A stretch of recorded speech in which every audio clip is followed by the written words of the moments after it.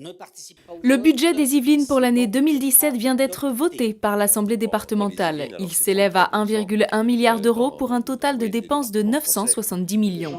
Le département est l'un des plus économes de France, a rappelé son président Pierre Bédier, qui a également promis de ne plus toucher à la fiscalité. Pour les Yvelinois, je crois la nouvelle la plus importante, c'est la fiscalité n'augmentera pas.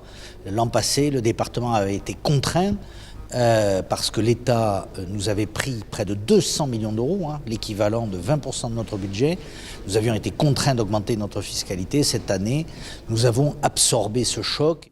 Maintenir le même niveau d'investissement qu'en 2016 sans augmenter les impôts, une équation difficile alors que le département reçoit de moins en moins d'argent de l'État. Certains postes de dépenses ont été revus à la baisse. C'est le cas des subventions aux crèches qui ont été supprimées. Aucune conséquence de toute façon puisque les familles payent toujours la même somme puisque les tarifs des crèches sont fixés par la CAF.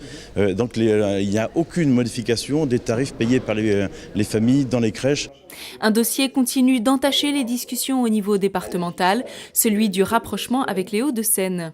Le projet permettrait de réaliser des économies d'échelle et ce, dès 2017 selon ses défenseurs.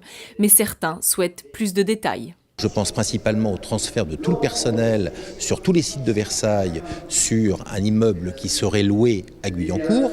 C'est aujourd'hui officiel pour le personnel et ce n'est pas officiel ni pour les élus, ni à l'Assemblée, ni dans ce budget. Enfin, s'agissant de l'avenir, le département investira en priorité dans les projets de mobilité tels que le tram 13 et le prolongement du RER E.